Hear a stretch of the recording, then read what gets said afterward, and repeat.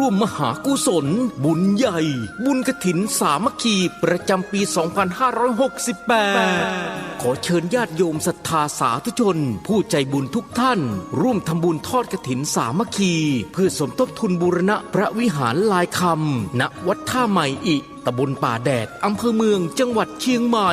ในวันอาทิตย์ที่ 19 ตุลาคม 2568 เวลา 9:39 นาทีขอเจริญพรเรียนเชิญทุกท่านได้ร่วมทำบุญทอดกฐินสามัคคีสมทบทุนบูรณะพระวิหารทรงล้านนาของวัดท่าใหม่อิร่วมเป็นเจ้าภาพมุงหลังคาพระวิหารหรือสามารถร่วมทำบุญได้ตามจิตศรัทธาร่วมทำบุญผ่านทางออนไลน์ได้ที่ธนาคารกรุงศรีอยุธยาเลขที่บัญชี 220-111-6158 ชื่อบัญชีวัดท่าใหม่อิติดต่อได้ที่พระครูศรีวุฒิคุณเจ้าอาวาสวัดท่าใหม่อิโทร 094-419-4694 ขอให้อานิสงส์แห่งการทำบุญบูรณะซ่อมแซมหลังคาพระวิหารทรงล้านนาวัดท่าใหม่อิจงทำให้ทุกท่านทุกคนนั้นมีแต่ความร่มเย็นเป็นสุขอยู่ดีมีสุขเจริญรุ่งเรืองร่ำรวยทุกท่านทุกคนด้วยเทอญ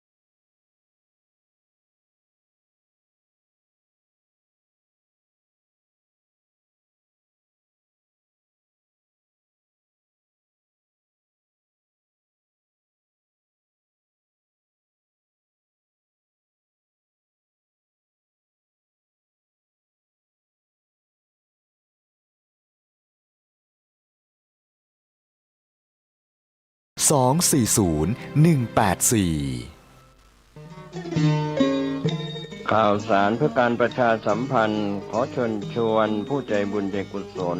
ร่วมทำบุญทอดผ้าป่าสามัคคีประจำปีพุทธศักราช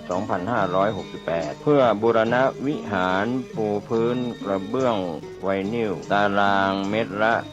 699 บาทจำนวน 150 ตารางเมตรทำโครงเหล็กป้องกัน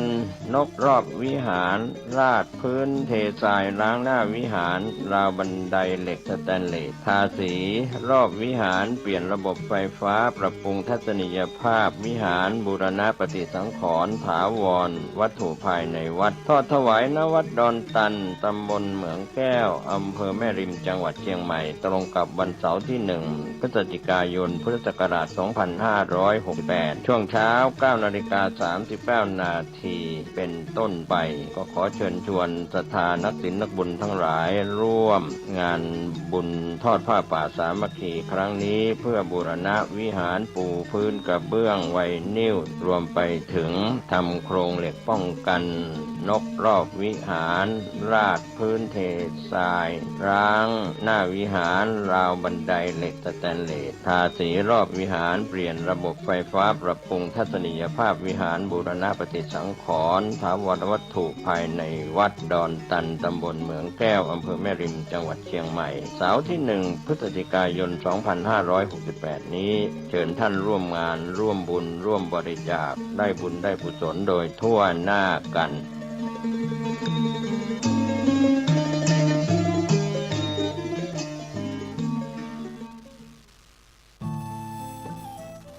ท่านกำลังติดตามรับฟังสถานีวิทยุกระจายเสียงพระพุทธศาสนาแห่งชาติและสังคมคลื่นเพื่อการศึกษาพระพุทธศาสนาและวัฒนธรรมระบบ FM 104.5 เมกะเฮิรตซ์รายการต่อไปเป็นรายการคดีโลกคดีธรรม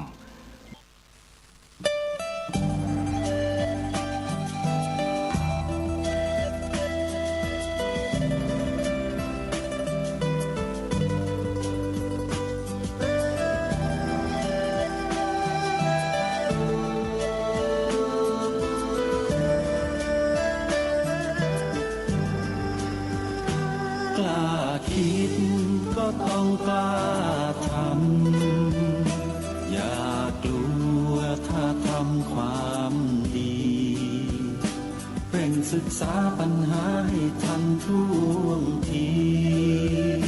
เมืองไทยจะพัฒนากว่านี้รายการดีคดีโลกคดีธรรมขอรำพันบรรยายความคิดเครื่องหมายแห่งสีทั้งสามงามถนัดขาวคือบริสุทธิ์สีสวัสดิ์หมายพระไตรรัตน์และธรรมะคุ้มจิตไทยแดงคือโลหิตเราใสซึ่งยอมสละได้เพื่อรักษาชาติศาสนาน้ำเงินคือสีโสภาอันจอมประชาถ้าโปรดเป็นของส่วนองค์จัดริ้วเข้าเป็นไตรรงค์จึงเป็นสีธงที่รักแห่งเราชาวไทยทหารอวตารนำไปยงยุทธวิชัยวิชิตก็ชูเกียรติสยาม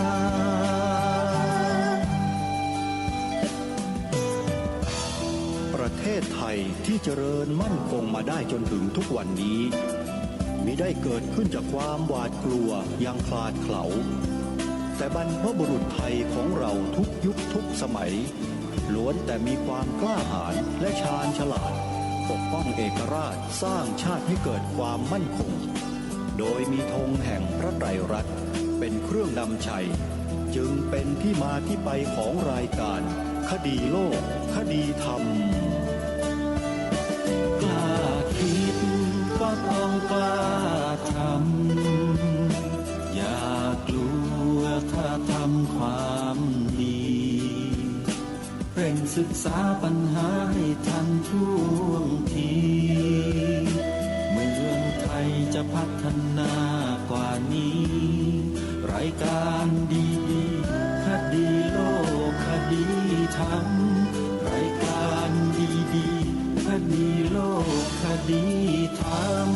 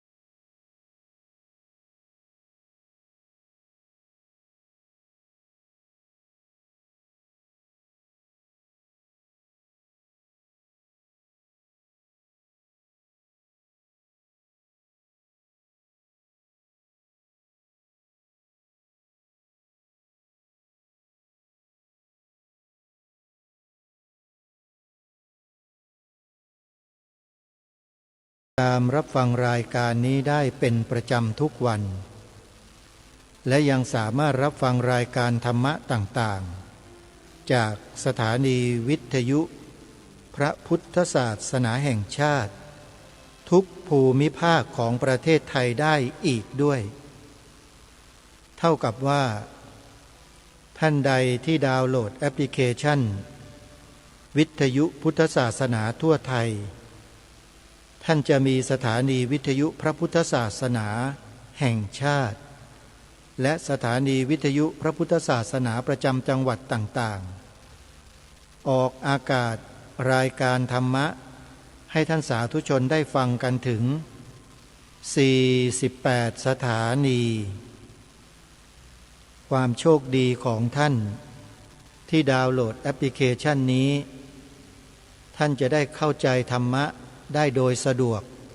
และง่ายมากยิ่งขึ้นต่อเนื่องไปโดยตลอดขออนุโมทนาบุญกับท่านที่บอกต่อให้ผู้อื่นดาวน์โหลดแอปพลิเคชันวิทยุพุทธศาสนาทั่วไทยในวันนี้ทางรายการได้อัญเชิญบทพระราชนิพนธ์เทศนาเสือป่ามาอ่านออกอากาศให้สาธุชนได้ฟังกันเป็นวันแรกตามที่ได้ตกลงกันไว้เหตุผลที่จะต้องนำบทพระราชนิพนธ์เทศนาเสือป่ามาอ่านให้ท่านผู้ฟังได้ศึกษาเรียนรู้กันนั้นเพราะประเทศไทยของเราไม่ได้ส่งเสริมเนื้อหาสาระเทศนาเสือป่านี้ให้แก่ลูกหลานเยาวชนของเราอย่างเต็มรูปแบบไม่มีเลยมีแต่เป็นเพียงแค่หนังสืออ่านเพิ่มเติมเท่านั้นทั้งที่บทพระราชนิพนธ์เทศนาเสือป่านี้เป็นบทพระราชนิพนธ์ที่พระองค์ท่านทรงมุ่งหวังให้ลูกหลานคนไทยเราได้อ่านได้ศึกษาเป็นตำรับตำราประจำโรงเรียนมาตั้งแต่เริ่มต้นแต่ปรากฏว่ากระทรวงศึกษาธิการไม่ได้ยกสิ่งนี้ของพระองค์ท่านให้เป็นเรื่องสำคัญแต่กลับไปให้ความสำคัญกับวิชาการอย่างอื่นมากกว่าก็เลยทำให้เด็กไทยลูกหลานไทยของเราเนี่ยอ่อนแอทางด้านจิตสำนึกอย่างมากถึงขนาดว่าหลงเชื่อสื่ออื่นแล้วไหลไปตามกระแสเหล่านั้นได้ง่ายจนกลายเป็นเด็กที่แสดงออกในทางที่ไม่ถูกไม่ควรยก3 นิ้วชูกระทำการที่ไม่บังควรเพราะสถาบันการศึกษาของประเทศไทยเราไม่ยอมนำบทพระราชนิพนธ์นี้ไปบูรณาการอย่างจริงจัง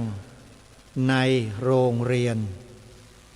โดยเฉพาะในชั้นประถมศึกษาและชั้นมัธยมอันนี้เป็นเรื่องที่สำคัญมากเป็นเรื่องใหญ่มากพวกเราที่เป็นผู้ปกครองเป็นผู้หลักผู้ใหญ่ในบ้านเมืองเวลาเราประชุมกันเวลาเราไปสัมมนากันเราก็พูดอยู่เสมอว่าเด็กเยาวชนไทยของเราเนี่ยเป็นอย่างนั้นเป็นอย่างนี้เป็นอย่างโน้นควรจะต้องแก้ปัญหาอย่างนั้นอย่างนั้นอย่างนี้อย่างโน้นแต่ไม่เห็นมีใครพูดถึงบทพระราชนิพนธ์เทศนาเสือป่าเลยแม้แต่นิดเดียวแต่กลับไปพูดอย่างอื่นซึ่งมันเป็นการแก้ปัญหาที่มันเป็นไปไม่ได้เพราะมันสู้กับกระแสที่มันไหลบ่ามาท่วมทับสมองของเด็กไม่ไหวถ้าเราไม่ใช้วิธีการบังคับเป็นวิชาภาคบังคับเนี่ยจะไม่มีวันเลยที่เด็กไทยเราจะเข้าถึงความเป็นไทยของตนเองได้ไม่มีทางเลยท่านผู้ฟังด้วยเหตุนี้ทางรายการ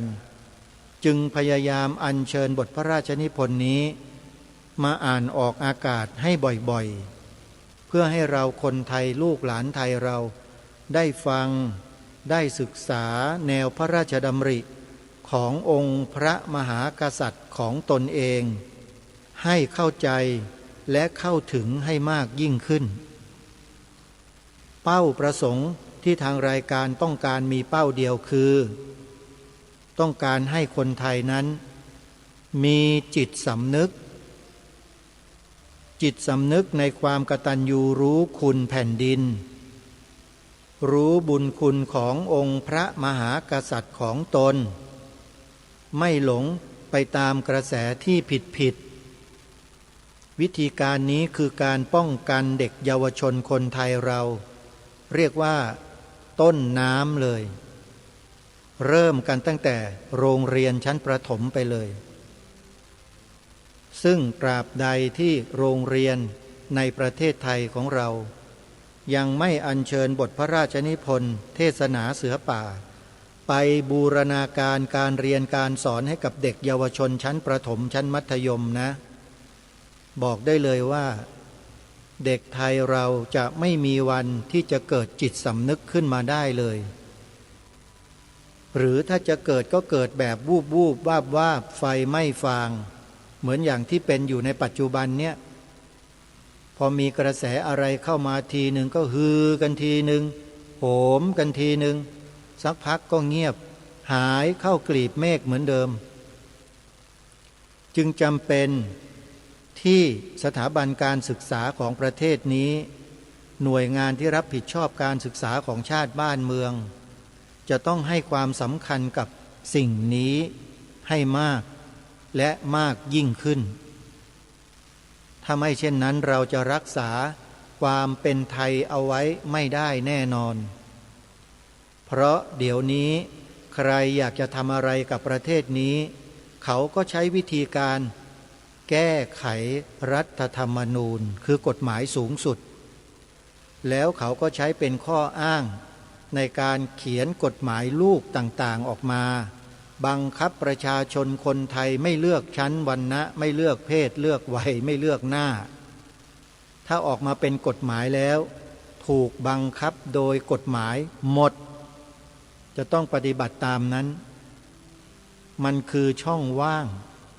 ที่ทำให้เกิดปัญหานี้ขึ้นในบ้านเมืองเพราะเราไม่ได้ปลูกฝังเด็กๆเยาวชนของเราไว้ในทางที่ถูกที่ควรนั่นเองเพราะฉะนั้นตั้งแต่วันนี้เป็นต้นไปทางรายการจะได้อัญเชิญบทพระราชนิพนธ์เทศนาเสือป่าสร้างจิตสำนึกให้แก่พวกเราคนไทยเพื่อนำไปถ่ายทอดให้ลูกหลานเยาวชนของเรากันต่อด้วยความสามารถของเรานี่แหละทุกคนมีความสามารถไม่เหมือนกันแต่เชื่อว่าทุกคนมีหัวใจเดียวกันคือรับผิดชอบต่อสถาบันชาติสถาบันพระพุทธศาสนาและสถาบันพระมหากษัตริย์3สถาบันนี้เหมือนกันเพราะฉะนั้นเริ่มต้นวันนี้ก็จะขอนำหนังสือที่ถืออยู่ในมือเนี้ยให้ท่านผู้ฟังทำความรู้จักที่มาที่ไปของหนังสือเล่มนี้สักนิดหนึ่งเพราะเป็นหนังสือที่ถือว่าสมบูรณ์แบบที่สุดเล่มหนึ่งในบรรดาหนังสือเทศนาเสือป่าที่ได้พบเจอมาจะขอเริ่มแนะนำตั้งแต่หน้าปกหนังสือปกหนังสือเล่มนี้มีพระบรมสาธิสลักษณ์ของพระบาทสมเด็จพระมงกุฎเกล้าเจ้าอยู่หัวพระองค์ทรงเครื่องแบบเสือป่าแบบเต็มยศพระองค์ท่านทรงเป็นนายกของเสือป่าคือเป็นผู้เป็นใหญ่เป็นผู้ทรงก่อตั้งเสือป่าขึ้นมาในประเทศถ้าจะอุปมาเหมือนกับคนในยุคนี้ก็คือจิตอาสาพระราชทานนั่นเองแต่ชื่อต่างกันท่านผู้ฟังนี่แหละคือสิ่งที่จะทำให้ประเทศชาติบ้านเมืองรอดได้เพราะจิตอาสานี่แหละต่อไปทางรายการจะพูดเรื่องจิตอาสาในอนาคตข้างหน้าเพื่อกระตุ้นให้พวกเรานั้นรู้จักคำว่าเสียสละเพราะทุกวันนี้คนไทยจำนวนไม่น้อยไม่รู้จักคำนี้กันแล้วลืมกันแล้วก็เพราะไม่ได้รับการปลูกฝังในทางที่ถูกต้องนั่นเอง หน้าปกหนังสือเล่มนี้เป็นพระบรมสาธิสลักษณ์ของพระองค์ท่านบนพื้นปกหนังสือสีน้ำเงินมีตัวหนังสือเขียนไว้ด้านบนความว่าหนังสือเสริมการเรียนรู้ชุดภูมิปัญญาไทยแล้วก็มีตราสัญลักษณ์ของสำนักพิมพ์อยู่ซ้ายมือตราสัญลักษณ์ของกรมศิลปากรอยู่ขวามือขนาบข้างตัวหนังสือสองแถวนี้ถัดลงมาเป็นหนังสือตัวใหญ่เทศนาเสือป่าและเป็นหนังสือตัวเล็กถัดลงมาว่าพระราชนิพนธ์ในพระบาทสมเด็จพระมงกุฎเกล้าเจ้าอยู่หัวและมีพระบรมฉายาลักษณ์ของพระองค์ถัดมาด้านล่างเป็นพระองค์รูปใหญ่และมีตัวราคาหนังสือในสมัยนั้น140เขียนกำกับไว้ที่มุมด้านล่างขวามือเมื่อเปิดเข้าไปด้านในก็จะเห็นปกหน้าแรกเป็นรูปของกรมศิลปากรเป็นสัญลักษณ์นะฮะตราสัญลักษณ์ของกรมศิลปากรมีตัวหนังสือชื่อเทศนาเสือป่าลงมาพระราชนิพนธ์ในพระบาทสมเด็จพระมงกุฎเกล้าเจ้าอยู่หัวถัดมาแล้วก็มีบทเสริมท้ายโดยผู้ช่วยศาสตราจารย์ยุพรแสงทักษิณแล้วก็มีคำว่าสงวนลิขสิทธิ์ตามพระราชบัญญัติแล้วก็มีตราสัญลักษณ์ของบริษัทโรงพิมพ์เป็นอักษรย่อ3ตัวอยู่บนฟันเฟืองคือออ่างจอจานทอทหาร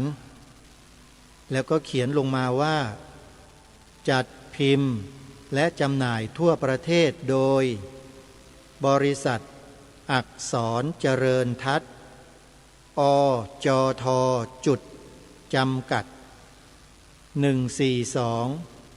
ถนนแพร่งสรรพศาสตร์กรุงเทพ10200และก็เป็นเบอร์โทรศัพท์แผนกจำหน่ายและฝ่ายการตลาดเบอร์โทรศัพท์ฝ่ายวิชาการเบอร์โทรศัพท์แล้วก็มีตัวหนังสือบรรทัดสุดท้ายอยู่มุมขวามือว่ารหัสสินค้าเป็นเลขไทย2321046นี่เป็นหน้าแรกของปกหนังสือด้านในถัดมาก็เป็นตัวหนังสือชื่อเทศนาเสือป่าพระราชนิพนธ์ในพระบาทสมเด็จพระมงกุฎเกล้าเจ้าอยู่หัวเลขหมู่หนังสือเป็นเลขไทยนะฮะ294.3144แล้วก็เป็นทะเบียน ISBN จุดไข่ปลา2จุด974ขีด406ขีด728ขีด4พิมพ์ครั้งแรกไม่ปรากฏปีที่พิมพ์เจ้าหน้าที่ฝ่ายปลัดเสือป่าจัดพิมพ์ครั้งที่12 3,000 เล่มปีพระพุทธศักราช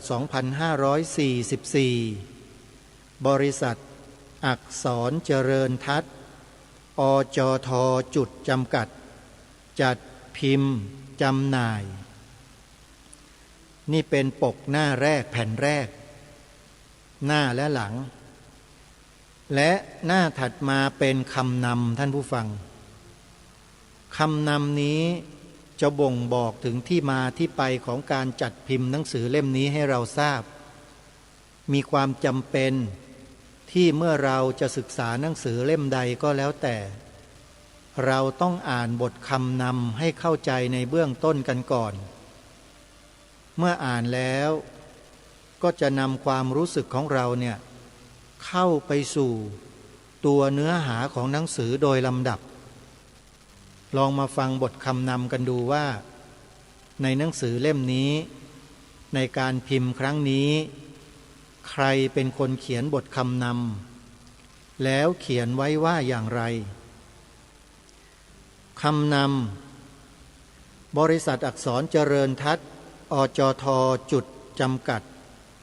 ได้มาแจ้งแก่กองวรรณกรรมและประวัติศาสตร์กรมศิลปากรว่ามีความประสงค์จะขออนุญาตจัดพิมพ์หนังสือเรื่องเทศนาเสือป่าพระราชนิพนธ์ในพระบาทสมเด็จพระมงกุฎเกล้าเจ้าอยู่หัวเพื่อจำหน่ายเผยแพร่กรมศิลปากรพิจารณาแล้วยินดีอนุญาตให้พิมพ์ได้ตามความประสงค์หนังสือเรื่องเทศนาเสือป่านี้รวบรวมคำเทศนาซึ่งพระบาทสมเด็จพระมงกุฎเกล้าเจ้าอยู่หัวทรงแสดงแก่บรรดาเสือป่าในวันประชุมไหว้พระวันเสาร์เป็นคราวๆระหว่างวันที่5 เมษายนพระพุทธศักราช 2457 ถึงวันที่ 28 สิงหาคม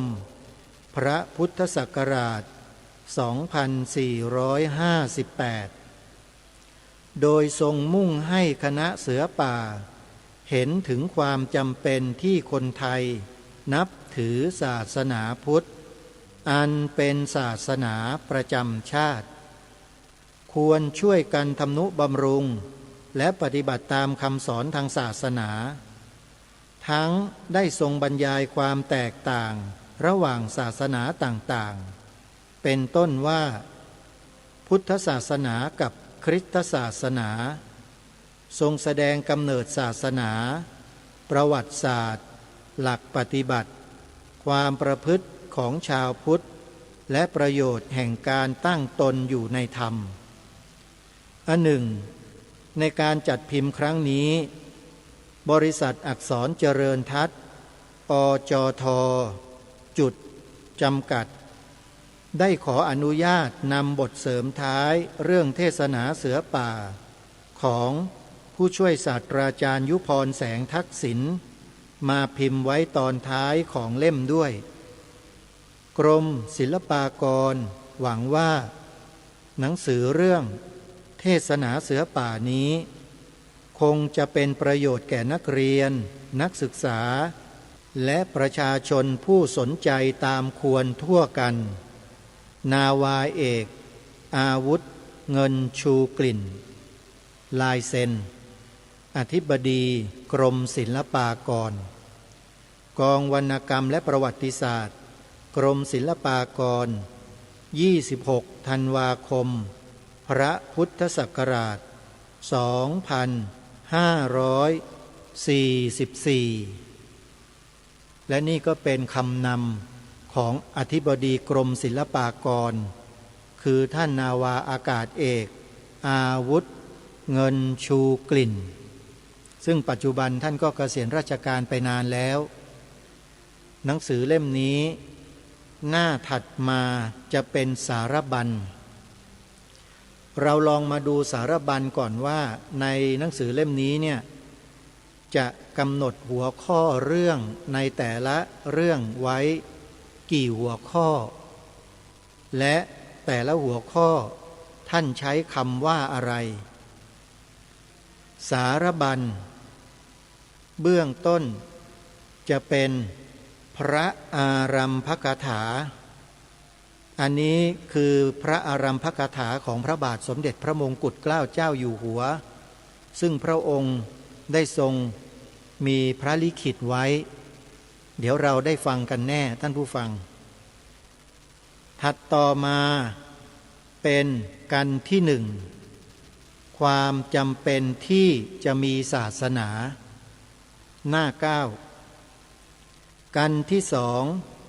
กำเนิดแห่งศาสนาหน้า13กันที่สามศาสนาพราหมณ์หน้า23กันที่สี่ศาสนายิวกับศาสนาคริสต์ตังหน้า34กันที่5ความภักดีต่อศาสนา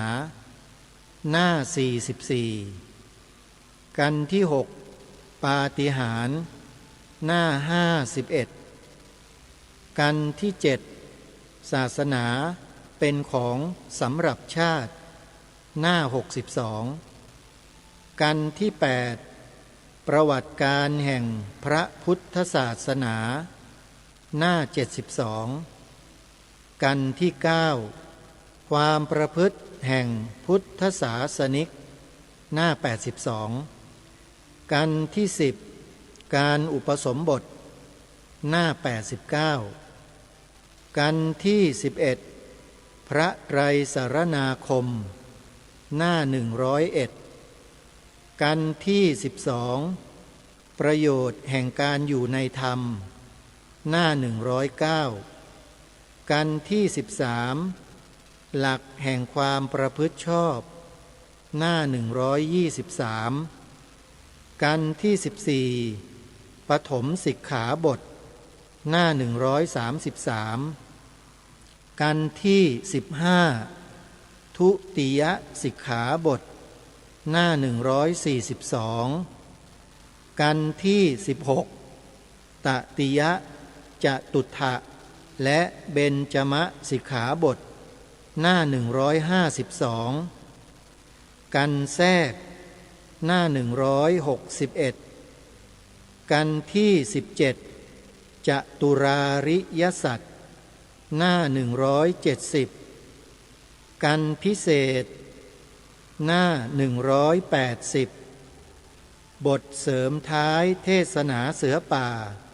หน้า187รวมแล้วหนังสือเล่มนี้เท่าที่พลิกดูถึงหน้าสุดท้ายมีจำนวนทั้งหมด200หน้าอาตมาภาพและกระผมจะขออัญเชิญมาอ่านครั้งละ1กันตั้งแต่กันที่1ไปจนถึงกันที่17และกันแทรกกันพิเศษอีก2กันรวมเป็น19กันจะอ่านวันละ1กันและถ้ามีเวลาเหลือก็จะนั่งวิเคราะห์และถามท่านผู้ฟังให้พวกเราช่วยกันคิดถึงบทพระราชนิพนธ์แต่ละกันของพระองค์ท่านที่พระองค์ได้ทรงมีพระราชดำรัสตรัสแสดงไว้เมื่อปีพระพุทธศักราช 2457 ถึงปีพระพุทธศักราช 2458 สาธุชนผู้ฟังทุกท่านก่อนที่เราจะไปศึกษาเรียนรู้บทพระราชนิพนธ์เทศนาเสือป่าทั้ง19กันนี้อาตมาภาพและกระผมจะขอเชิญชวนพวกเราท่านมาศึกษาเรียนรู้ดูการวิเคราะห์ของผู้ช่วยศาสตราจารย์ยุพรแสงทักษิณซึ่งเป็นผู้เขียนบทเสริมท้ายเอาไว้จะทำให้พวกเราได้ทราบถึงเนื้อหาที่แท้จริงของบทพระราชนิพนธ์เทศนาเสือป่าในเบื้องต้นกันก่อนเพราะว่าท่านผู้ช่วยศาสตราจารย์ยุพรแสงทักษิณท่านได้ศึกษาแล้ววิเคราะห์บทพระราชนิพนธ์เทศนาเสือป่าไว้อย่างน่าสนใจมากอย่างน้อยก็ทำให้พวกเราที่ยังไม่เคยได้ฟังบทพระราชนิพนธ์เทศนาเสือป่าได้เกิดความเข้าใจในเบื้องต้นกันก่อนว่าบทพระราชนิพนธ์เทศนาเสือป่านั้นพระองค์ท่านทรงมีแนวพระราชดำริให้เป็นไปอย่างไรอันนี้สำคัญเมื่อเราทราบในเบื้องต้นแล้วเวลาเราจะไปฟังบทพระราชนิพนธ์ของพระองค์ท่านตั้งแต่บทแรกหรือกันแรกเราก็จะเริ่มมีแนวทางในการที่จะตั้งจิตเอาไว้เพื่อขบคิดและพิจารณาตีโจทย์ตีความต่างๆที่พระองค์ได้ตรัสแสดงไว้ได้อย่างถูกต้องเพราะฉะนั้นวันนี้จะเป็นการอ่านบทเสริมท้ายให้พวกเราได้ฟังกันลองมาฟังกันดูนะว่าบทเสริมท้ายเทศนาเสือป่าภ พระราชนิพนธ์ในพระบาทสมเด็จพระมงกุฎเกล้าเจ้าอยู่หัวโดยผู้ช่วยศาสตราจารย์ยุพรแสงทักษิณเนี่ยเขียนวิจารณ์ไว้อย่างไรเทศนาเสือป่า 1. ความนำพระอัจฉริยะในพระบาทสมเด็จพระมงกุฎเกล้าเจ้าอยู่หัวในด้านการกวีและการประพันธ์หนังสือนั้นเป็นที่ประจักษ์แก่คนทั่วไปทั้งชาวไทยและชาวต่างประเทศดังจะเห็นได้จากบทพระราชนิพนธ์นานาประเภทที่เป็นภาษาไทยและภาษาต่างประเทศทั้ง100 แก้วและ100 กรองด้วยพระปรีชาสามารถดังกล่าวจึงได้ทรงรับพระสมัญญาภิไธยว่าสมเด็จพระมหาธีรราชเจ้าบทพระราชนิพนธ์ต่างๆแสดงให้เห็นว่าทรงปราดเปรื่องทั้งทางโลกและทางธรรมดังเช่นเรื่องเทศนาเสือป่าซึ่งเป็นพระราชนิพนธ์ความเรียง100 แก้วที่ได้รับการยกย่องว่าเป็นเลิศในด้านเทศนาโวหารเรื่องหนึ่งมีคุณค่าทั้งในด้านเนื้อหาสาระและด้านการประพันธ์จึงทำให้ยังคงเป็นที่นิยมอ่านกันจนกระทั่งทุกวันนี้เรื่องเทศนาเสือป่านี้เดิมทีเดียวพระบาทสมเด็จพระมงกุฎเกล้าเจ้าอยู่หัวมิได้ทรงพระราชนิพนธ์ไว้เป็นลายลักษณ์อักษรโดยละเอียดได้แต่ทรงบันทึกหัวข้อไว้สำหรับทรงแสดงด้วยปากเปล่าแก่บรรดาเสือป่าในวันประชุมเสือป่าไหว้พระณวันเสาร์ระหว่างวันที่25 เมษายนพระพุทธศักราช 2457 ถึงวันที่ 28 สิงหาคม พระพุทธศักราช 2458 โดยทรงแสดงเป็นคราวๆไปแต่เนื่องจากเทศนาที่ทรงแสดงไว้นี้เป็นที่นิยมกันมากภายหลังจึงได้มีการรวบรวมขึ้นตามชวเลขที่มีผู้จดไว้โดยพระบาทสมเด็จพระมงกุฎเกล้าเจ้าอยู่หัวได้ทรงตรวจแก้ไขดัดแปลงถ้อยคำสำนวนและข้อความบางตอนด้วยพระองค์เองตามที่ทรงเห็นว่าเหมาะสม 2. ลักษณะคำประพันธ์พระบาทสมเด็จพระมงกุฎเกล้าเจ้าอยู่หัวทรงพระราชนิพนธ์ด้วยคำประพันธ์ประเภท100 แก้ว 3. จุดมุ่งหมายพระบาทสมเด็จพระมงกุฎเกล้าเจ้าอยู่หัวทรงแสดงเทศนานี้แก่บรรดาเสือป่าในวันประชุมไหว้พระที่จังหวัดนครปฐมเพื่อให้บรรดาเสือป่าเข้าใจเกี่ยวกับข้อธรรมะเพื่อเป็นหลักและประโยชน์ในการดำรงชีวิต 4. ความรู้เกี่ยวกับเสือป่าพระบาทสมเด็จพระมงกุฎเกล้าเจ้าอยู่หัวได้ทรงประกาศจัดตั้งกองอาสาสมัครเสือป่าขึ้นเมื่อวันที่ 1 พฤษภาคมพระพุทธศักราช 2454 โดยมีสมาชิกในวาระเริ่มแรก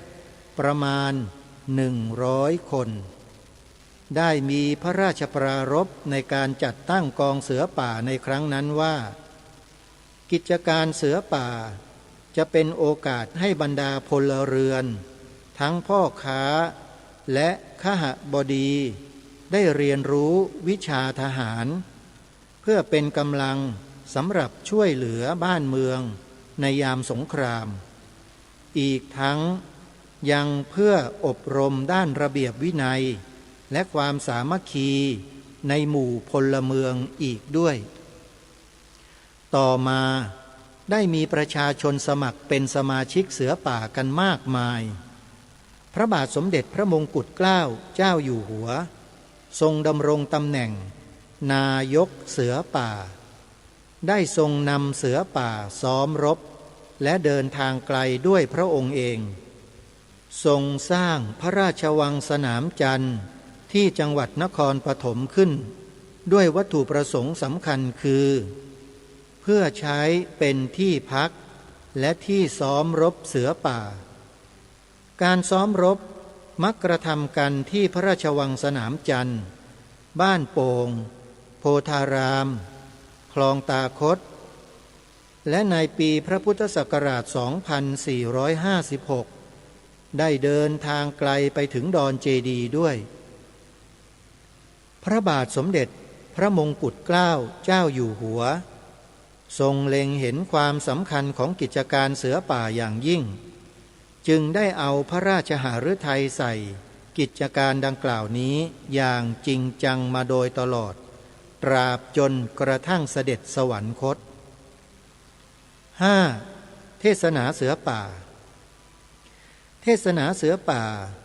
เป็นหนังสือสารคดีที่มุ่งให้ความรู้มากกว่าความบันเทิงจึงมีเนื้อหาค่อนข้างหนักเพราะพระบาทสมเด็จพระมงกุฎเกล้าเจ้าอยู่หัวมีพระราชประสงค์จะสอนหลักธรรมในพระพุทธศาสนาตามปกติแล้วเมื่อพูดถึงเรื่องธรรมะคนโดยทั่วไปย่อมรู้สึกว่าเป็นเรื่องน่าเบื่อหน่ายหรือน่าง่วงนอนแต่ด้วยพระปรีชาสามารถในการเลือกรายละเอียดของเนื้อเรื่องและกลวิธีในการเทศนาหรือการประพันธ์ทำให้เทศนาเสือป่ากลายเป็นเรื่องที่ชวนอ่านชวนฟังได้อย่างมากจึงเป็นที่น่าสนใจที่จะศึกษาพิจารณาโดยละเอียดถึงเนื้อเรื่องและกลวิธีการประพันธ์ดังกล่าวว่าเป็นอย่างไร 1. เนื้อเรื่องเมื่อพิจารณาจากเนื้อเรื่องของเทศนาเสือป่าแล้วจะเห็นว่าพระบาทสมเด็จพระมงกุฎเกล้าเจ้าอยู่หัวได้ทรงมุ่งที่จะทรงสอนเสือป่าซึ่งเป็นนักรบให้มีความสนใจเรื่องธรรมะและทรงมุ่งชักจูงโน้มน้าวให้บรรดาเสือป่ายึดถือธรรมะแห่งพระพุทธเจ้ามาเป็นหลักปฏิบัติทั้งนี้เพราะมีพระราชดำริว่า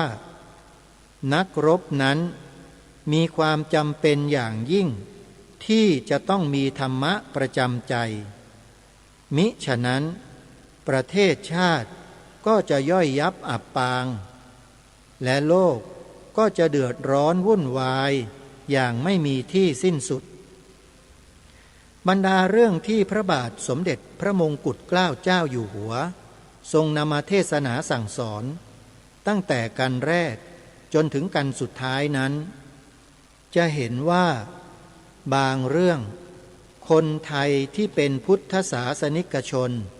ต่างก็คุ้นเคยมาแล้วเช่นเรื่องเกี่ยวกับพระพุทธประวัติเรื่องการอุปสมบทเรื่องศีลห้าเป็นต้นแต่เรื่องธรรมดาเหล่านี้นี่เองที่มักจะถูกละเลยพุทธศาสนิกชนบางคนก็เข้าใจผิดพลาดหรือมองข้ามความสำคัญไปโดยไม่ตั้งใจก็มีเช่นเรื่องของการบวชหรือการอุปสมบทในพระพุทธศาสนานั้นพุทธศาสนิกชนมักยึดติดอยู่กับค่านิยมและประเพณีโบราณที่ว่า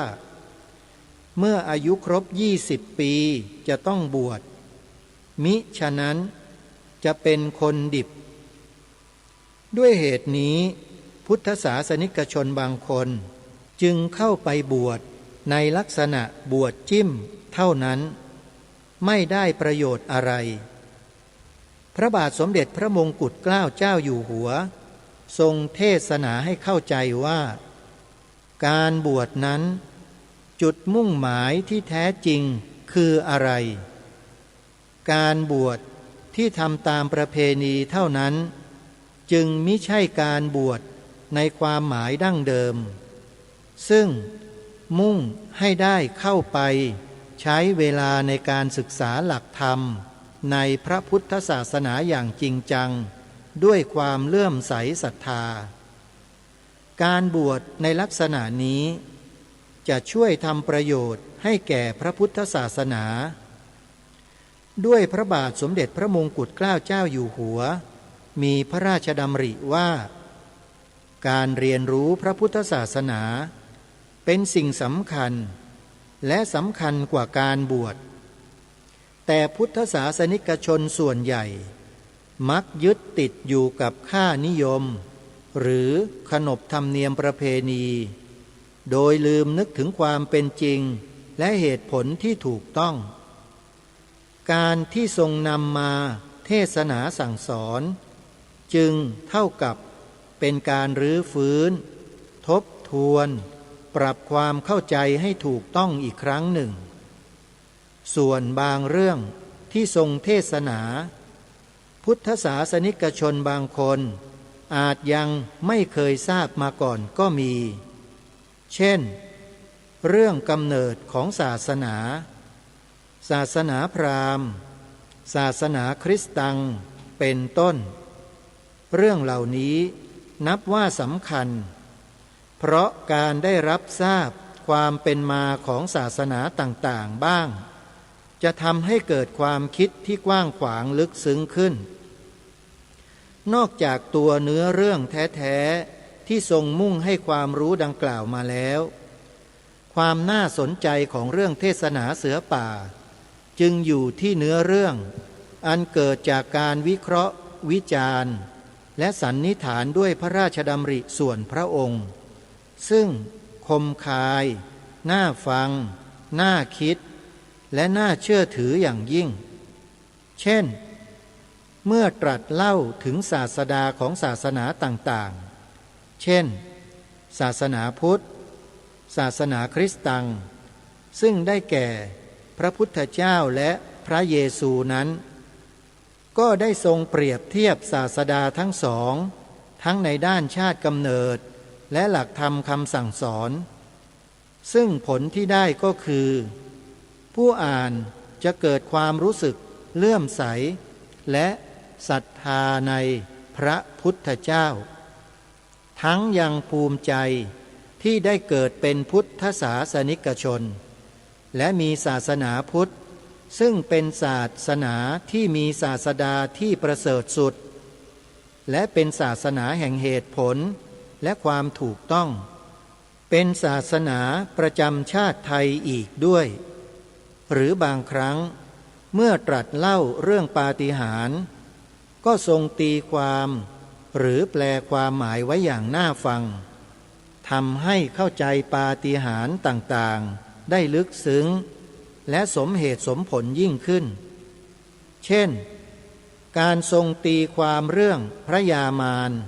ที่มาผจญพระพุทธเจ้าหรือเรื่องพระเยซูที่ถูกตรึงไม้กางเขนสิ้นชีพแล้วยังกลับฟื้นมาแสดงโอวาทให้แก่อัครสาวกได้อีกเป็นต้นนอกจากนี้พระบาทสมเด็จพระมงกุฎเกล้าเจ้าอยู่หัวยังตรัสเล่ารายละเอียดบางเรื่องประกอบเนื้อเรื่องสำคัญไว้อีกด้วยรายละเอียดต่างๆเหล่านี้อาจเป็นความรู้ใหม่หรือให้แง่คิดต่างๆแก่ผู้อ่านบางคนเช่นตรัสเล่าเรื่องกระบอกมนของพระยวนเป็นต้นเมื่อพิจารณาดูขอบเขตของเนื้อเรื่องในเรื่องเทศนาเสือป่าจะเห็นว่าค่อนข้างกว้างขวางคือตรัสเทศนาตั้งแต่แรกเริ่มและความจำเป็นที่ต้องมีศาสนาตลอดถึงที่มาของศาสนาสำคัญจนกระทั่งถึงหลักธรรมในศาสนาพุทธที่บรรดาพุทธศาสนิกชนทั้งหลายพึงยึดถือปฏิบัติซึ่งเนื้อเรื่องดังกล่าวมาแล้วนี้ให้ความรู้อย่างแจ่มชัดเกี่ยวกับศาสนาโดยเฉพาะอย่างยิ่งพระพุทธศาสนา ทำให้การเป็นพุทธศาสนิกชนมีความหมายจริงจังยิ่งขึ้นมิใช่นับถือพุทธศาสนาตามที่บรรพบุรุษได้นับถือกันมาก่อนเท่านั้นคงจะจบไว้แต่เพียงเท่านี้ก่อนท่านผู้ฟังเรื่องของบทเสริมท้ายยังไม่จบเดี๋ยววันพรุ่งนี้มาอ่านให้สาธุชนได้ฟังกันต่อไปพร้อมด้วยขึ้นต้นบทแรกหรือกันแรกสำหรับวันนี้เราท่านที่ฟังรายการมาโดยตลอดคงจะได้ยินคำว่าพระพุทธศาสนาเป็นศาสนาประจำชาติไทยในหนังสือเล่มนี้ถึง2 ครั้งนะโยมในบทเสริมท้ายดังกล่าวนี่แหละนี่คือสิ่งที่เป็นความจริงและเป็นสิ่งที่ถูกต้องที่ไม่ว่าคนไทยคนใดก็แล้วแต่เมื่อให้นึกถึงศาสนาประจำชาติของประเทศไทยแล้วไม่อาจสามารถจะนึกไปถึงศาสนาอื่นใดได้เลยนอกจากพระบวรพุทธศาสนาของเราชาวไทยเท่านั้นทางรายการจึงให้พวกเราย้ำคำนี้แก่ลูกหลานเยาวชนเราบ่อยๆขอให้ทำเถอะท่านผู้ฟังเป็นคุณต่อประเทศชาติบ้านเมืองของเรายาวไกลไปถึงอนาคตเป็นหลายร้อยปีเลยทีเดียวขอให้ทำนะโยมนะเดี๋ยววันพรุ่งนี้เรามาติดตามรับฟังกันต่อวันนี้รายการหมดเวลาลงแล้วต้องขอสมมุติยุติไว้แต่เพียงเท่านี้พบกับรายการได้ใหม่ในวันต่อไปขอความสุขความสวัสดีในธรรมแห่งองค์สมเด็จพระบรมศาสดาสัมมาสัมพุทธเจ้าจงปรากฏเกิดมีขึ้นในจิตใจของท่านผู้ฟังทุกท่านทุกคนเทินขอเจริญพรกล้าคิดก็ต้องกล้าทำอย่ากลัวถ้าทำความดีเร่งศึกษาปัญหาให้ทันท่วงทีเมืองไทยจะพัฒนากว่านี้รายการดีๆคดีโลกคดีธรรมขอรำพันบรรยายความคิดเครื่องไม้แห่งสีทั้ง3งามถนัดขาวคือบริสุทธิ์สีสวัสดิ์หมายพระไตรรัตน์และธรรมะคุ้มจิตไทยแดงคือโลหิตเราใสซึ่งยอมสละได้เพื่อรักษาชาติศาสนาน้ำเงินคือสีโสภาอันจอมประชาถ้าโปรดเป็นของส่วนองค์จัดริ้วเข้าเป็นไตรรงค์จึงเป็นสีธงที่รักแห่งเราชาวไทยทหารอวตารนำไปยงยุทธวิชัยวิชิตก็ชูเกียรติสยา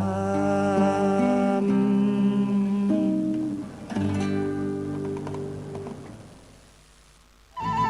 ที่จบไปแล้วนั้นเป็นรายการคดีโลกคดีธรรมดำเนินรายการโดยพระครูปลัดนรงค์ฤทธิ์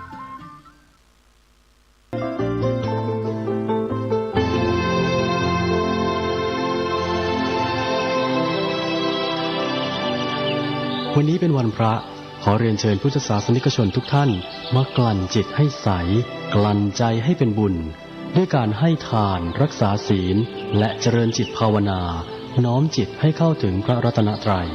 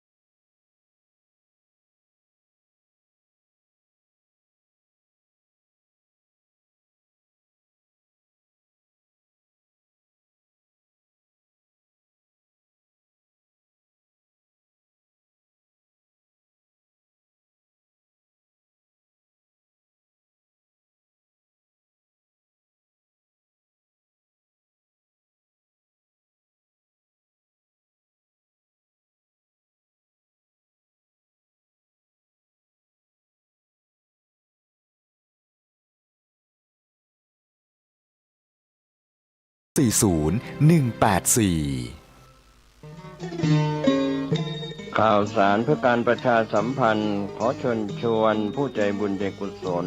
ร่วมทำบุญทอดผ้าป่าสามัคคีประจำปีพุทธศักราช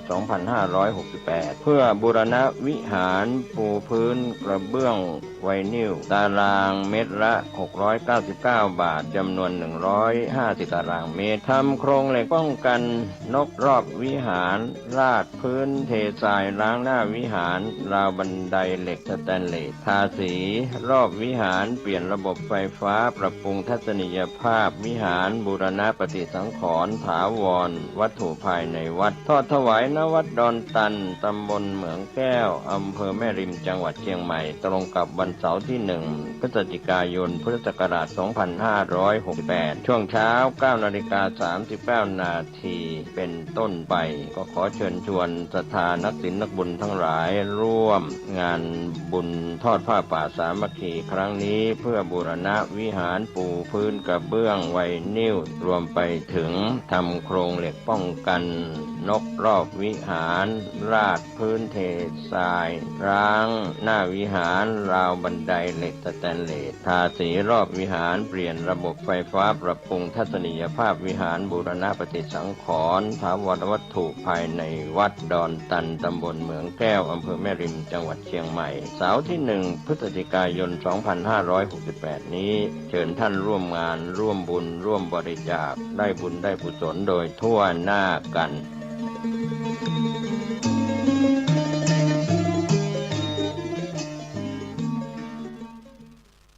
กฐิน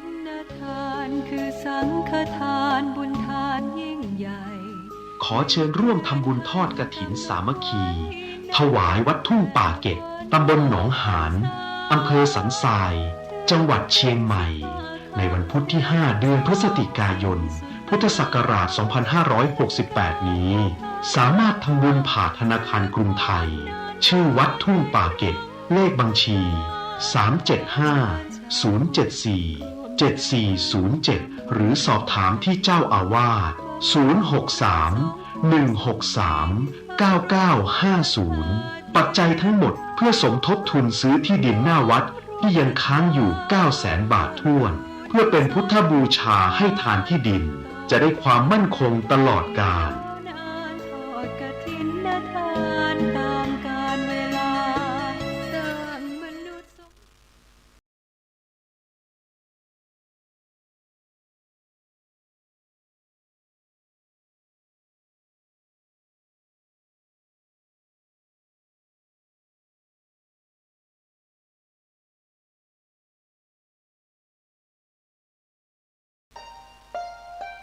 ท่านกำลังรับฟังสถานีวิทยุสาธารณะจังหวัดเชียงใหม่คลื่นพัฒนาคุณภาพชีวิต FM 92.25 เมกะเฮิรตซ์บริหารและจัดการโดยวัดป่าแดงมหาวิหารส่งกระจายเสียงจากเลขที่ 71 หมู่ที่ 14 บ้านใหม่หลังมอตำบลสุเทพอำเภอเมืองจังหวัดเชียงใหม่รหัสไปรษณีย์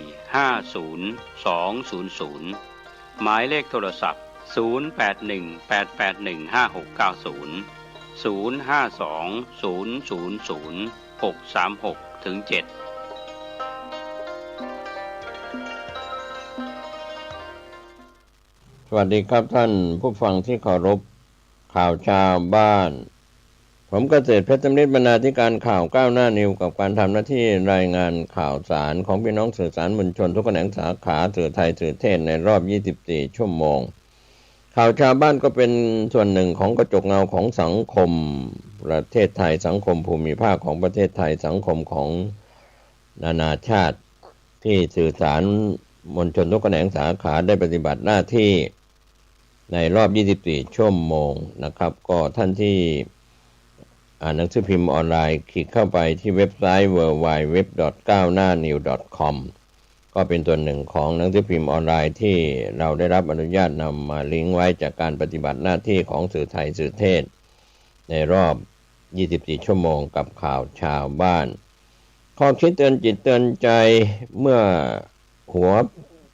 เปลี่ยนไปขบวนการของรถไฟเมื่อหัวขบวนเปลี่ยนท้ ท้ายขบวนก็ต้องเปลี่ยนไปตาม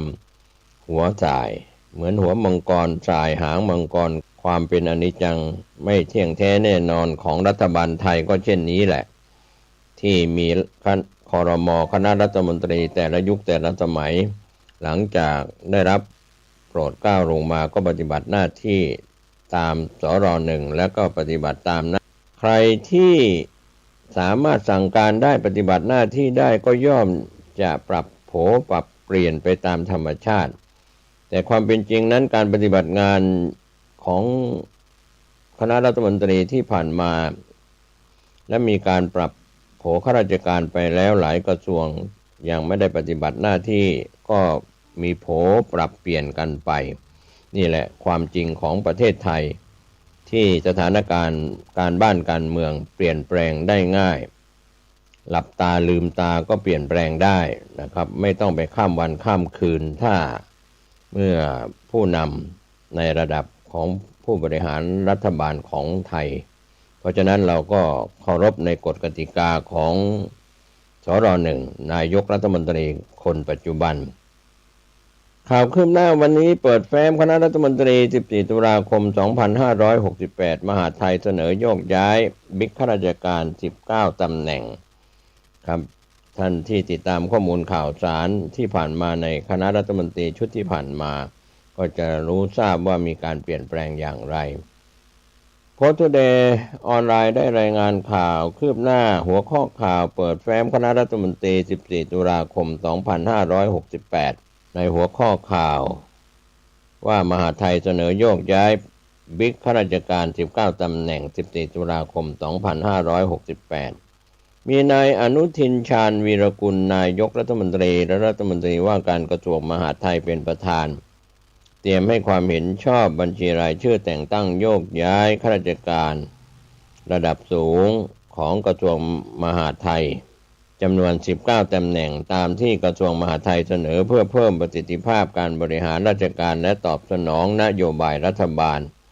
การโยกย้ายรอบนี้ถูกจับตาว่าเป็นล็อตใหญ่หลังเกิดกระแสเรียกร้องให้คืนความเป็นธรรมแก่ข้าราชการที่ถูกโยกย้ายจากเหตุผลการเมืองในอดีตทั้งในระดับผู้ว่าราชการจังหวัดอธิบดีกรมและผู้ตรวจราชการกระทรวงระดับอธิบดีและผู้ตรวจราชการนายนฤชาโคสาศิวิไลหัวหน้าตรวจราชการกระทรวงมหาดไทยเป็นรองปลัดกระทรวงมหาดไทยนายเชษฐาโมสิกรัตน์อธิบดีกรมป้องกันและบรรเทาสาธารณภัยเป็นรองปลัดกระทรวงมหาดไทยนายจุมพจน์วรรณชัดสิริรองปลัดกระทรวงมหาดไทยเป็นอธิบดีกรมป้องกันและบรรเทาสาธารณภัยนายนิรัตน์พงษ์สิทธิถาวรอธิบดีกรมการปกครองเป็นผู้ตรวจราชการกระทรวงมหาดไทยนายพรพจน์เพ็ญพาสรองปลัดกระทรวงมหาดไทยเป็นอธิบดีกรมการปกครอง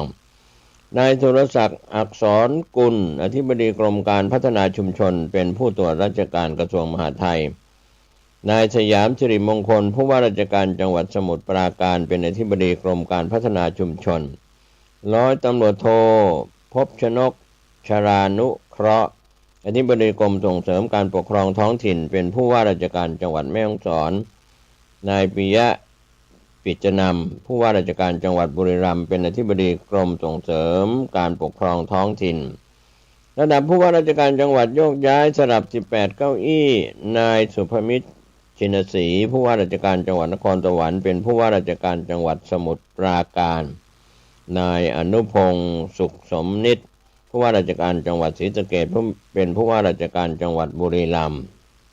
นายณรงค์เทพเสนาผู้ตรวจราชการกระทรวงมหาดไทยเป็นผู้ว่าราชการจังหวัดอุบลราชธานีนายชวนินทร์วงศ์สถิตจิรการผู้ตรวจราชการกระทรวงมหาดไทยเป็นผู้ว่าราชการจังหวัดพระนครศรีอยุธยานายปรัชญาอุ่นเพชรวรากรผู้ตรวจราชการกระทรวงมหาดไทยเป็นผู้ว่าราชการจังหวัดนครพนมนางสาวชุติพรเสชังผู้ว่าราชการจังหวัดแม่ฮ่องสอนเป็นผู้ว่าราชการจังหวัดนครสวรรค์นายรัฐพลณราดิศรผู้ว่าราชการจังหวัดเชียงรายเป็นผู้ว่าราชการจังหวัดเชียงใหม่ นายทศพลเผื่อนอุดมผู้ว่าราชการจังหวัดเชียงใหม่เป็นผู้ตรวจราชการกระทรวงมหาดไทยนายโชตินรินทร์เกิดสมผู้ว่าราชการจังหวัดสงขลาเป็นผู้ตรวจราชการกระทรวงมหาดไทย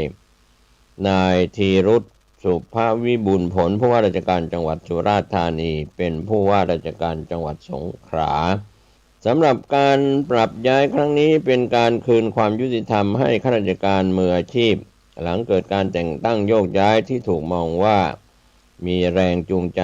ทางการเมืองบางรายถูกส่งเข้ากรุหรือย้ายจากจังหวัดเกรด A ไปพื้นที่ห่างไกลโดยไม่มีเหตุผลชัดเจนและเป็นการจัดสมดุลเชิงอำนาจภายในพรรคการเมืองร่วมรัฐบาลโดยเฉพาะพรรคภูมิใจไทยที่ดูแลกระทรวงมหาดไทยวาระเพื่อพิจารณาสำนักเลขาธิการคณะรัฐมนตรีสรคจะเสนอแนวทางปฏิบัติในการดำเนินการร่างอนุบัญญัติที่อยู่ระหว่างการตรวจพิจารณาของสำนักงานคณะกรรมการกฤษฎีกาหรือคณะกรรมการตรวจสอบร่างกฎหมายและร่างอนุบัญญัติที่เสนอคณะรัฐมนตรีหรือที่ตรวจพิจารณาเสร็จแล้วกระทรวงการท่องเที่ยวและกีฬาจะเสนอขอรับการจัดสรรงบประมาณรายจ่ายประจำปีงบประมาณพุทธศักราช 2569 งบกลางรายการเงินสำรองจ่ายเพื่อกรณีฉุกเฉินหรือจำเป็นสำหรับเป็นค่าใช้จ่ายในการเป็นเจ้าภาพจัดการแข่งขันกีฬาซีเกมครั้งที่ 33 พุทธศักราช 2568 คริสตศักราช 2025 และกีฬาอาเซียนพาราเกมครั้งที่ 13 พุทธศักราช 2568 คริสตศักราช 2025 เสนอขอความเห็นชอบกรอบวงเงินงบประมาณสำหรับเป็นค่าใช้จ่ายในการเป็นเจ้าภาพจัดการแข่งขันวิ่งมาราธอนในเมืองหลวงประจำปี 2568 ถึง 2573 ปีกระทรวงการต่างประเทศจะเสนอขอความเห็นชอบต่อร่างเอกสารผลลัพธ์ของการประชุมระดับรัฐมนตรีของกลุ่มประเทศไม่ฝักใฝ่ฝ่ายใดครั้งที่ 19กระทรวงพลังงานจะเสนอร่างถ้อยแถลงร่วมสำหรับโครงการบูรณาการด้านไฟฟ้าระหว่างสปป.ลาวถึงไทยมาเลเซียและสิงคโปร์ฉบับที่ 6และร่างแถลงการร่วมสำหรับการประชุมคณะรัฐมนตรีกลุ่มพันธมิตรเอเชียเพื่อการปล่อยก๊าซเรือนกระจกเป็นศูนย์ครั้งที่ 3กระทรวงการคลังจะเสนอร่างแถลงการร่วมรัฐมนตรีว่าการกระทรวงการคลังประจำปี 2568 การประชุมระดับรัฐมนตรีด้านการปฏิรูปโครงสร้างครั้งที่ 14สำนักงานคณะกรรมการพัฒนาเศรษฐกิจและสังคมแห่งชาติสสช.จะเสนอกรอบและงบลงทุนของรัฐวิสาหกิจประจำปีงบประมาณ 2569สำนักงานงบประมาณจะเสนอขออนุมัติก่อนหนี้ผูกพันข้ามปีงบประมาณสำหรับรายการงบประมาณรายจ่ายประจำปีงบประมาณพุทธศักราช 2569 และปรับปรุงการมอบหมายผู้มีอำนาจกำกับแผนงานบูรณาการประจำปีงบประมาณพุทธศักราช 2569 สภาความมั่นคงแห่งชาติสมช.จะเสนอผลการประชุมคณะกรรมการบริหารสถานการณ์ฉุกเฉินครั้งที่ 4/2568 กระทรวงพาณิชย์กระทรวงแรงงานกระทรวงอุตสาหกรรมและสำนักงานปลัดสำนักนายกรัฐมนตรีเสนอคณะกรรมการต่างๆที่แต่งตั้งโดยมติคณะรัฐมนตรีสำนักงานคณะกรรมการพัฒนาระบบราชการเสนอการแต่งตั้งประธานกรรมการในคณะกรรมการตรวจสอบและประเมินผลภาคราชการครับก็เป็นส่วนหัวข้อข่าวจากโพสต์ทูเดย์ได้รายงานข่าวเปิดแฟ้มคณะรัฐมนตรี 14 ตุลาคม 2568 มหาดไทยเสนอโยกย้ายบิ๊กข้าราชการ 19 ตำแหน่งข่าวคืบหน้าจะได้รายงานเพิ่มเติมขอบคุณโพสต์ทูเดย์ออนไลน์ที่ได้รายงานข่าวเข้ามาทางด้านข่าวฐานเศรษฐกิจได้รายงานหัวข้อข่าวเปิดแฟ้ แฟ้มในการออกแบบฟอร์มสมัครร้านค้าคนละครึ่งพลัด 2568 ของกระทรวงมหาดไทยฐานเศรษฐกิจออนไลน์ได้รายงาน 13 ตุลาคม 2568 ช่วง 15 นาฬิกาถึงข่าวคืบหน้าอัปเดตล่าสุดว่ามีการเปิดแบบฟอร์มสมัครร้านค้าคนละครึ่งพลัด 2568 www.konlakringplat.com กระทรวงมหาดไทยสำหรับรายใหม่ที่ยังไม่ได้ลงทะเบียนเหลือเพียง1 วันเท่านั้นที่โครงการคนละครึ่งพลัด www.konlakringplat.com เปิดให้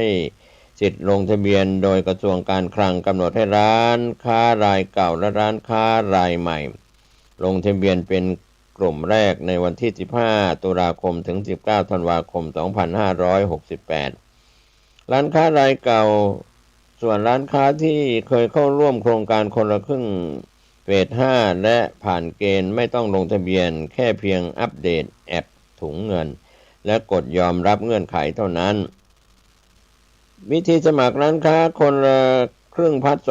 2568 ร้านใหม่รายใหม่ขั้นตอนการลงทะเบียนเข้าร่วมโครงการดังนี้ 1. สมัครเป็นร้านค้าถุงเงิน 2. เตรียมเอกสารดังนี้บัญชีธนาคารกรุงไทยบัตรประชาชนรูปถ่ายร้านค้าที่มีเจ้าของขณะกำลังประกอบกิจการ 3. กรอกแบบฟอร์มและยื่นเอกสารกรณีเป็นร้านที่ต้องได้รับการยืนยันจากเจ้าหน้าที่ของรัฐดาวน์โหลดและกรอกแบบฟอร์มสมัครร้านค้าสำหรับกระทรวงมหาดไทยถึงกทม.เจ้าหน้าที่รัฐยืนยันการประกอบกิจการยืนยันแบบฟอร์มที่ได้รับการยืนยันแล้วพร้อมเอกสารที่จุดตั้งบูธหรือสาขาธนาคารกรุงไทยครับก็เป็นส่วนที่เปิดแบบฟอร์มสมัครร้านค้าคนละครึ่งพลัด 2568 ของกระทรวงมหาดไทยสำหรับร้านค้ารายใหม่ที่ยังไม่เคยร่วมโครงการคนละครึ่งกระทรวงมหาดไทยได้กำหนดแบบฟอร์มสมัครร้านค้าคนละครึ่งพลัดสำหรับกระทรวงมหาดไทยทำตามขั้นตอนดังนี้ไปที่ www.konlakring.com หลังจากนั้นก็คลิกไปที่แถบเมนูวิธีการเข้าร่วมรับสิทธิ์เลื่อนไปที่หมวดร้านค้าหลังจากนั้นเลื่อนลงมาไปที่แบบฟอร์มสำหรับร้านค้ากระทรวงมหาดไทยเพื่อดาวน์โหลดเอกสารกรอกชื่อนามสกุลผู้ประกอบการชื่อสถานที่ผู้ประกอบการกรอกเลขบัตรประชาชนกรณีเป็นบุคคลธรรมดาและร้านค้าบริการของวิสาหกิจชุมชนที่เป็นบุคคลธรรมดากรอกเลขทะเบียนนิติบุคคลกรณีเป็นร้านค้าหรือบริการของวิสาหกิจชุมชนที่เป็นนิติบุคคลกรอกที่อยู่ที่ติดต่อได้หรือที่อยู่ของสถานประกอบการหมายเลขโทรศัพท์มือถือที่ใช้ติดตั้งแอปพลิเคชันถุงเงินและใช้เพื่อรับ SMS แจ้งผลการพิจารณาเข้าร่วมโครงการอีเมลถ้ามีหลักฐานประกอบการสมัครเข้าร่วมโครงการกรณีร้านค้าและร้านค้าของวิสาหกิจชุมชนที่เป็นบุคคลธรรมดาร้านค้าและบริการของวิสาหกิจชุมชนที่เป็นนิติบุคคลลงชื่อผู้ประกอบการก็เป็นรายละเอียดขั้นตอนต่างๆนอกจากนั้นก็จะตรวจผลสอบเข้าร่วมโครงการที่ได้แอบถุงเงินนะครับก็มีขั้นตอนที่จะเข้าไปสมัครกันนะครับเป็นหัวข้อข่าวจากฐานเศรษฐกิจออนไลน์ได้รายงานหัวข้อข่าวเปิดแบบฟอร์มสมัครร้านค้าคนละครึ่งพลัด 2568 กระทรวงมหาดไทยข่าวคืบหน้าจะได้รายงานเพิ่มเติมไปทางด้านข่าวต่างประเทศที่น่าสนใจมีหัวข้อข่าวว่าจริงหรือเว็บนอกเผย6สิ่งที่คน EQ ต่ำมักทำในวันหยุดใครมีครบเรามีวิธีแก้ก็เป็นเรื่องราวข่าวออนไลน์ที่ให้ระวัง6พฤติกรรมสิ่งที่คน EQ ต่ำมักทำในวันหยุดสุดสัปดาห์เสาร์อาทิตย์ก็ยังไม่พักนิสัยเหล่านี้ไม่จำเป็นต้องเป็นสิ่งที่ไม่ดีแต่ถ้าหากทำต่อเนื่องเป็นเวลานานจะทำให้วันหยุดสุดสัปดาห์ของคุณสูญเสียคุณค่าที่แท้จริงไป วันหยุดสุดสัปดาห์เป็นช่วงเวลาอันมีค่าสำหรับการพักผ่อนและผ่อนคลายรวมถึงเติมพลังหลังจากการทำงานหนักมาทั้งสัปดาห์อย่างไรก็ตามไม่ใช่ทุกคนจะรู้วิธีใช้เวลานี้ให้คุ้มค่าที่สุดมีนิสัยบางอย่างที่ดูเหมือน